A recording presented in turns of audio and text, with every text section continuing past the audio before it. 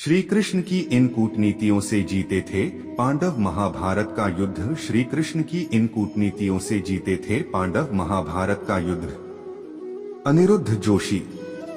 भगवान कृष्ण को राजनीति और कूटनीति में दक्ष माना गया है। उनकी नीति छलपूर्ण नहीं थी। जब युद्ध में कौरवों ने अभिमन्यु को धोखे और नियम विरुद्ध मारकर नियम भंग किया, तो फिर पांडव भी नियम पर चलने के लिए बाध्य नहीं रह गए थे। युद्ध के पहले भी कौरवों ने छलपूर्ण तरीके से पांडवों को वनवास भेजा और कई तरह के त्रास दिए थे। ऐसे में भगवान श्री कृष्ण ने पांडवों को बचाने के लिए जो भी किया वह सत्य और धर्म की रक्षार्थी था। तो आओ जानते हैं कि भगवान श्री कृष्ण ने कैसे अपनी कूटनीति से पांडवों को युद्ध में जीत दिलाई। कर्ण से इस तरह बचाया अर्जुन को। भगवान कृष्ण और अर्जुन के पिता देवराज इंद्र यह भली भांति जानते थे कि जब तक कर्ण के पास उसका कवच और कुंडल है तब तक उसे कोई नहीं मार सकता। तब श्री कृष्ण की युक्ति अनुसार देवराज इंद्र ने ब्राह्मण बन दानवीर कर्ण से दान में कवच और कुंडल मांग लिए, लेकिन कुछ मील जाकर इंद्र का रथ भूमि में धंस गया। तभी आकाशवाणी हुई, देवराज इंद्र, तुमने अपने पुत्र अर्जुन की जान बचाने के लिए छल पूर्वक कर्ण की जान खतरे में डाल दी है। अब यह रथ यहीं धंसा रहेगा और तू भी यहीं धंस जाएगा। तब इंद्र ने आकाशवाणी से पूछा, इससे बचने का उपाय क्या है? तब आकाशवाणी ने कहा, अब तुम्हें दान दी गई वस्तु के बदले में बराबरी की कोई वस्तु देना होगी। तब इंद्र वे फिर से कर्ण के पास गए और उन्होंने कवच और कुंडल वापस देने का कहा, लेकिन कर्ण ने लेने से इनकार कर दिया।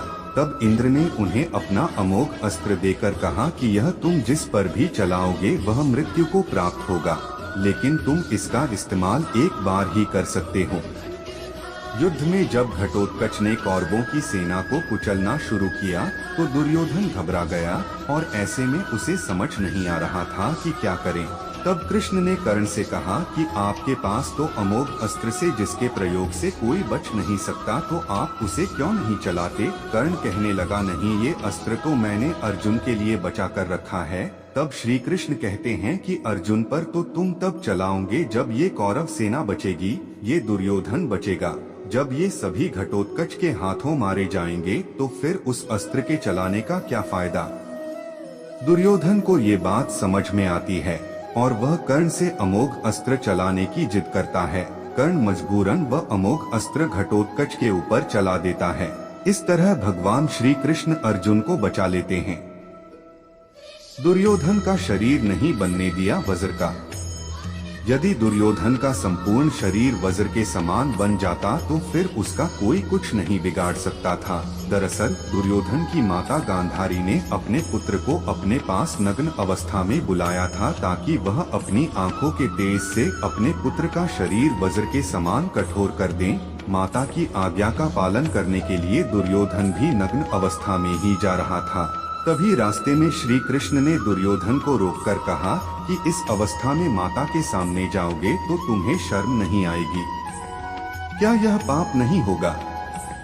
यह सुनकर दुर्योधन ने अपने पेट के नीचे जांघ वाले हिस्से पर केले का पत्ता लपेट लिया और इसी अवस्था में गांधारी के सामने पहुंच गया। गांधारी ने अपनी आंखों पर बंधी पट्टी खोलकर दुर्योधन के शरीर पर दिव्य दृष्टि डाली। इस दिव्य दृष्टि के प्रभाव से दुर्योधन की जांघ के अलावा पूरा शरीर लोहे के समान हो गया। युद्ध में भीम ने दुर्योधन की जांघ उखाड़कर फेंक दी थी, जिसके चलते उसकी मृत्यु हो गई थी। श्री कृष्ण की नीति से भीष्म को मिली शर्षया। महाभारत के युद्ध में भीष्म पितामह कौरवों की तरफ से सेनापति थे।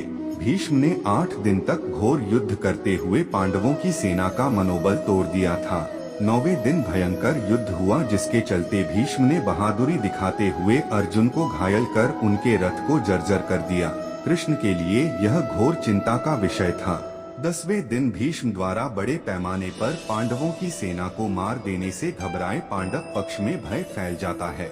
तब श्री कृष्ण को एक युक्ति समझ में आती है और कृष्ण के कहने पर पांडव भीष्म के सामने हाथ जोड़कर उनसे उनकी मृत्यु का उपाय पूछते हैं। भीष्म कुछ देर सोचने पर उपाय बता देते हैं। दरअसल भीष्म ने अपनी मृत्यु का रहस्य यह बताया था कि वे किसी नपुंसक व्यक्ति के समक्ष हथियार नहीं उठाएंगे। इसी दौरान उन्हें मारा जा सकता है। इस नीति के तरह युद्ध में भीष्म के सामने शिखंडी को उतारा जाता है और उसी दौरान भीष्म को अर्जुन तीरों से छेद देते हैं। वे कराहते हुए नीचे गिर पड़ते हैं और भीष्म बाणों की शरशया पर लेट जाते हैं। युद्ध में जयद्रथ का इस तरह वध करवाते हैं। श्री कृष्ण महाभारत युद्ध में जयद्रथ के कारण अकेला अभिमन्यु चक्रव्यूह में फंस गया था और दुर्योधन आदि योद्धाओं ने एक साथ मिलकर उसे मार दिया था। इस जघन्य अपराध के बाद अर्जुन प्रण लेते हैं कि अगले दिन सूर्यास्त से पहले जयद्रथ का वध नहीं कर पाया तो मैं स्वयं अग्नि समाधि ले लूंगा। इस प्रतिज्ञा से कौरवों में हर्ष व्याप्त हो जाता है और पांडवों में निराशा फैल जाती है। कौरव किसी भी प्रकार से जयद्रथ को सूर्योस्त तक बचाने और छुपाने में लग जाते हैं। जब काफी समय तक अर्जुन जयद्रथ तक नहीं पहुंच पाया तो श्री कृष्ण ने अपनी माया से सूर्य को कुछ देर के लिए छिपा दिया, जिससे ऐसा लगने लगा कि सूर्यास्त हो गया। सूर्यास्त समझकर जयद्रथ खुद ही अर्जुन के सामने हंसता हुआ घमंड से आ खड़ा होता है। तभी उसी समय सूर्य पुंज निकल आता है और अर्जुन तुरंत ही जयद्रथ का वध कर देता है। श्री कृष्ण ने द्रोण का वध भी कूटनीति से करवाया। भीष्म के शरशया पर लेटने के बाद 11वें दिन के युद्ध में कर्ण के कहने पर द्रोण सेनापति बनकर युद्ध में कोहराम मचा देते हैं। अश्वत्थामा और उसने पिता द्रोण की संहारक शक्ति के बढ़ते जाने से पांडवों के खेमे में दहशत फैल जाती है। पांडवों की हार को देखकर श्री कृष्ण ने युधिष्ठिर से भेद का सहारा लेने को कहते हैं। इस योजना के तहत युद्ध में यह बात फैला दी गई कि अश्वत्थामा मारा गया, लेकिन युधिष्ठिर झूठ बोलने को तैयार नहीं थे।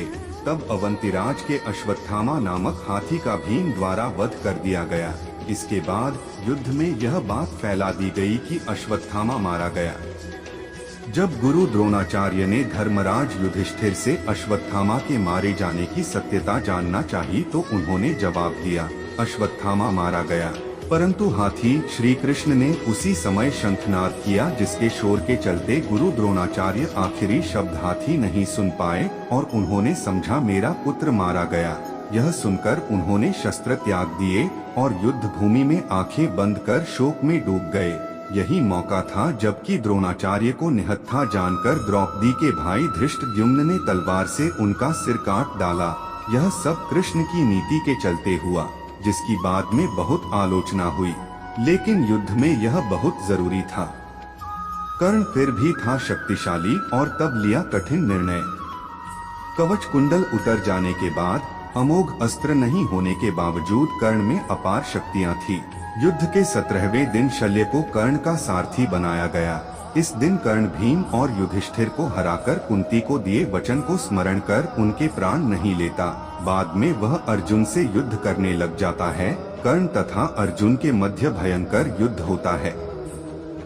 तभी अचानक कर्ण के रथ का पहिया भूमि में धंस जाता है। इसी मौके का लाभ उठाने के लिए श्री कृष्ण अर्जुन से तीर चलाने को कहते हैं।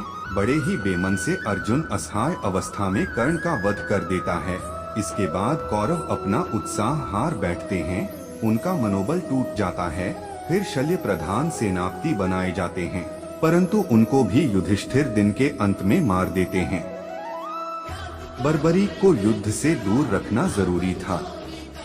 युद्ध के मैदान में भीम पौत्र बर्बरीक दोनों खेमों के मध्य बिंदु एक पीपल के वृक्ष के नीचे खड़े हो गए और यह घोषणा कर डाली कि मैं उस पक्ष की तरफ से लड़ूंगा जो हार रहा होगा। भीम के पौत्र बर्बरीक के समक्ष जब अर्जुन तथा भगवान श्री कृष्ण उसकी वीरता का चमत्कार देखने के लिए उपस्थित हुए, तब बर्बरीक ने अपनी वीरता का छोटा सा नमूना मात्र ही दिखाया। कृष्ण ने कहा कि यह जो वृक्ष है, इसके सारे पत्तों को एक ही तीर से छेद दो तो मैं मान जाऊंगा। बर्बरीक ने आज्ञा लेकर तीर को वृक्ष की ओर छोड़ दिया। जब तीर एक एक कर सारे पत्तों को छेदता जा रहा था, उसी दौरान एक पत्ता टूटकर नीचे गिर पड़ा। कृष्ण ने उस पत्ते पर यह सोचकर पैर रखकर उसे छुपा लिया कि यह छेद होने से बच जाएगा, लेकिन सभी पत्तों को छेदता हुआ वह तीर कृष्ण के पैरों के पास आकर रुक गया। तब बर्बरीक ने कहा, प्रभु आपके पैर के नीचे एक पत्ता दबा है, कृपया पैर हटा लीजिए, क्योंकि मैंने तीर को सिर्फ पत्तों को छेदने की आज्ञा दे रखी है, आपके पैर को छेदने की नहीं। तब भगवान श्री कृष्ण ब्राह्मण का भेष बनाकर सुबह बर्बरीक के शिविर के द्वार पर पहुंच गए और दान मांगने लगे। बर्बरीक भी कर्ण की तरह दानवीर था। बर्बरीक ने कहा, मांगो ब्राह्मण, क्या चाहिए? ब्राह्मण रूपी कृष्ण ने कहा कि तुम दे न सकोगे, लेकिन बर्बरीक कृष्ण के जाल में फंस गए